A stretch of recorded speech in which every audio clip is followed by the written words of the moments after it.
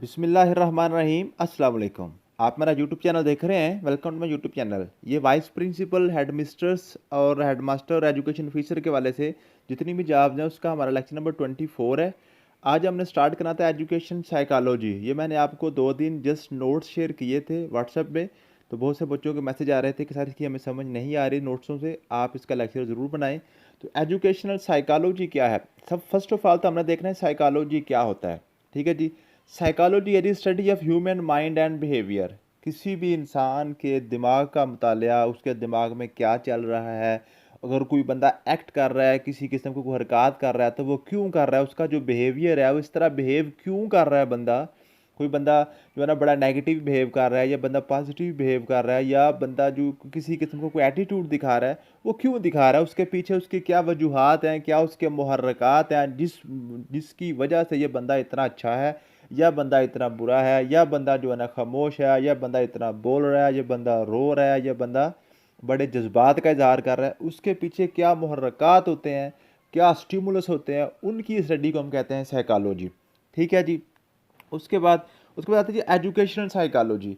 Educational psychology क्या है? Educational psychology है कि आपने इस चीज़ को देखना है, ऐसे प्रिंसिपल्स को आपने नूरिश करना है, आपने ब्रिंग आउट करना है कि कौन से प्रिंसिपल्स पे आप उनको अप्लाई करके आप एजुकेशन अपनी जो है, अपनी जो तालीम है उसको इफ़ेक्टिव बना सकते हैं।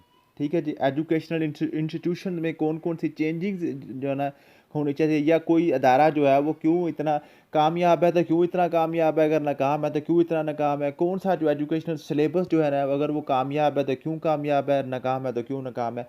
एजुकेशन की जितनी भी चीज़ होती है उसको हम एजुकेशन साइकोलॉजी कहते हैं।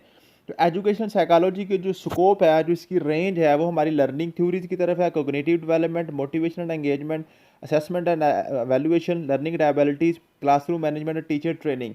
ये 7 इसकी जो है ना 8 है। उसके बाद education technology, special education, parent teacher collaboration, school counselling, learning environment design, curriculum development. ये 13 आपके पास एरियाज़ हैं।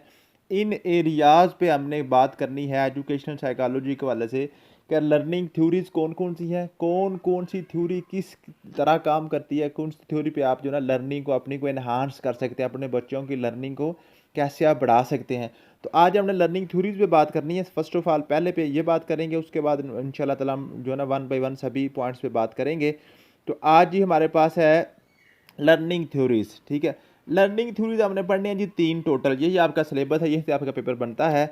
Behavioural approach to learning, cognitive approach to learning और बंदूराज सोशल लर्निंग थ्योरी। ठीक है। तो सबसे पहले हम पढ़ते हैं जी बिहेवियरल अप्रोच। बिहेवियरल अप्रोच जो है ना जी कि किसी भी बंदे का जो बिहेवियर है, जो उसका रवैया है बंदे का, उससे लर्निंग कैसे होती है। ठीक है जी। अब क्या है जी, इसकी तो इस यहाँ पे जो ना 2 चीज़ें हैं। ठीक है। फॉर एग्जांपल यहाँ पे एक बंदा खड़ा है, ये बंदा खड़ा है। ठीक है जी। ये बंदा खड़ा है, इसका जो बिहेवियर है, जो इस बंदे का बिहेवियर है, फॉर एग्जांपल एक बंदा बड़ा जो ना फ्रेंडली बिहेव कर रहा है, बंदा बड़ा अच्छा है, लोगों के साथ मिलनसार है, जो है ना उसका इखलाक बहुत अच्छा है। उसके कॉन्सिक्वेंसेस क्या होंगे, मीन के सभी लोग उसके पास आना शुरू हो जाएंगे। ठीक है। उसकी माशरे में इज्जत बन जाएगी। ठीक है। और फिर हमने देखना है कि ये जो इसका अच्छा रवैया है वो क्यों है, अच्छा रवैया है वो क्यों है। अगर किसी बंदे का रवैया जो ठीक नहीं है, बिहेव वो ठीक नहीं कर रहा, उसके कॉन्सिक्वेंसेस क्या होंगे, लोग सारे उससे दूर हो जाएंगे, वो अकेला रह जाएगा। तो और हमने ये देखना है कि वो इसका जो नेगेटिव बिहेवियर है वो क्यों है। तो यहाँ पे 2 हमारे पास अप्रोचेज होती हैं। ठीक है। एक अप्रोच होती है कि जो जो मौजूदा बंदे का बिहेव जो बंदा कर रहा है, उससे पहले उसके मुहर्रकात क्या है, उसके स्टिमुलस क्या है। और एक जो हमने थ्योरी यहाँ पे पढ़नी है, वो पढ़नी है कि जो मौजूदा किसी बंदे का बिहेवियर है, जो बिहेव कर रहा है, उसके कॉन्सिक्वेंसेस क्या है। ठीक है जी। एक पीछे को जाती है और एक आगे को जाती है। तो ये आज हमने पढ़नी है। Behavioural approach to learning. Behavioural approach में जी आपके पास 2 थेरीज हैं, 2 इसमें जो ना बेसिक आपके पॉइंट्स हैं जो आपने पहले पढ़ने दी। Classical conditioning. ठीक है। पेवलोवियन ये ना, ये आपका ना पेवलोव जो है, ये आप एक समझ लें कि एजुकेशनिस्ट था, उसने ये जो थेरी पेश की थी। ठीक है।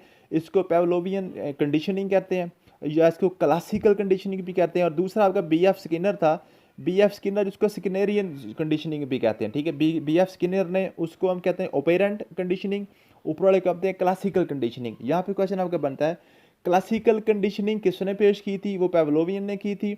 और आपकी ऑपेरेंट कंडीशनिंग जो है ना वो किसने पेश की थी, वो स्किनर ने की थी, बीएफ स्किनर ने, यहाँ पे क्लियर होगी। उसके बाद ये जो आपकी है जो क्लासिकल कंडीशनिंग है, क्लासिकल कंडीशनिंग बात करती है पीछे को, कि जो भी बंदे का जो बिहेवियर है, जो इस टाइम बिहेव कर रहा है, उससे के पीछे मुहर्रकात क्या है, क्यों इस तरह कर रहा है, उसके पीछे स्टिमुलस क्या है। और ये जो आपकी ऑपेरेंट कंडीशनिंग है, ऑपेरेंट कंडीशनिंग इस चीज़ को लर्न करती है कि जो बंदा है इस टाइम जो बिहेव कर रहा है इसके कॉन्सिक्वेंसेस क्या होंगे। मीन्स के स्टिमुलस पे जो बात करती है वो आपकी क्लासिकल कंडीशनिंग है, और जो इसके बिहेवियर की वजह से उसके जो कॉन्सिक्वेंसेस होंगे उसके पे जो बात करती है वो करती है जी ऑपेरेंट कंडीशनिंग करती है। ठीक है जी, समझ आ गई है। ये दो आपने पॉइंट्स याद कर लिए। उसके बाद बिहेवियरल अप्रोच लर्निंग जाना, जो लर्निंग का बिहेवियरल लर्निंग है, ठीक है, किसी बंदे का बिहेवियर जो है ना उससे लर्निंग कैसे होती है, उसमें जो जो किसी बंदे के बिहेवियर को ठीक करना, किसी बंदे के बिहेवियर को उसमें जो ना मज़ीद बेहतरी करना, उसके लिए आप 3-4 ये पॉइंट्स होते हैं। एक होता है एनफोर्समेंट एंड पनिशमेंट। या तो आप उसको जो है ना शाबाश दें, रेनफोर्समेंट करें, उसको कुमक दें, ताज़ा दम करें, या उसको पनिशमेंट करें, या उसको सज़ा दें। मीन्स के किसी काम को आपको बंदा कर रहा है, अच्छा बिहेव कर रहा है, तो उसको मज़ीद आपने उसको कहना है कि शाबाश, well done, keep it up. तो इसको आप इसी तरह जारी रखें, उसको हम एनफोर्समेंट करेंगे, या उसको हम कहेंगे कि आप इस पर ये छोड़ दें, इसको ना करें, उसको पनिशमेंट करेंगे। ठीक है जी। उसके बाद एक्सटिंक्शन होता है जी। एक्सटेंशन होता है कि एक बंदा जो है ना उसको उसके हाल पे छोड़ देना। फॉर एग्जांपल एक बंदा है वो काम कर रहा है, लेकिन पहले काम करता था, अब वो आस्ता आस्ता कम हो रहा है, वो छोड़ रहा है, तो उसको उसके हाल पे छोड़ दें, ऑटोमेटिक खुद ही वो छोड़ रहा है। ठीक है जी।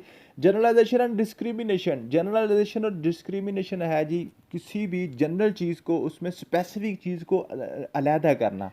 किसी बंदे में जो उसकी जो बिहेव कर रहा है उसके अंदर जो आदात हैं, फॉर एग्जांपल 10 15 या 20 आदात आपने नोट किए हैं उसकी, जो उसकी हैबिट्स हैं, उनमें से जो अच्छी हैबिट्स हैं उसको आप अलहदा कर लें, जो जो आप जिसको चेंज करना चाह रहे हैं वो डिस्क्रिमिनेट उसको कर दें। ठीक है, वो आपकी डिस्क्रिमिनेशन हो जाएगी।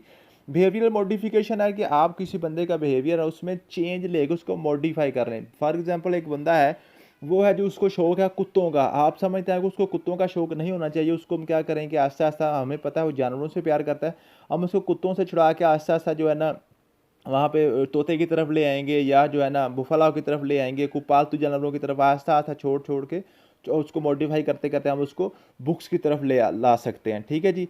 तो ये आपके पास होती हैं जी बिहेवियरल जो है ना लर्निंग थ्योरी आपकी। ठीक है, इसके वाला से क्वेश्चन आपके पेपर में पूछे जाते हैं, वो ये नीचे मैंने आपका जो है ना कंडीशनिंग और जो आपका क्लासिकल कंडीशनिंग और ऑपरेंट कंडीशनिंग है उसके वाले से मैंने इसके जो दोनों में फ़र्क है वो मैंने लिख दिया, इंग्लिश उर्दू दोनों में, इसको पढ़िएगा। पास्ट पेपर क्वेश्चन देखते हैं।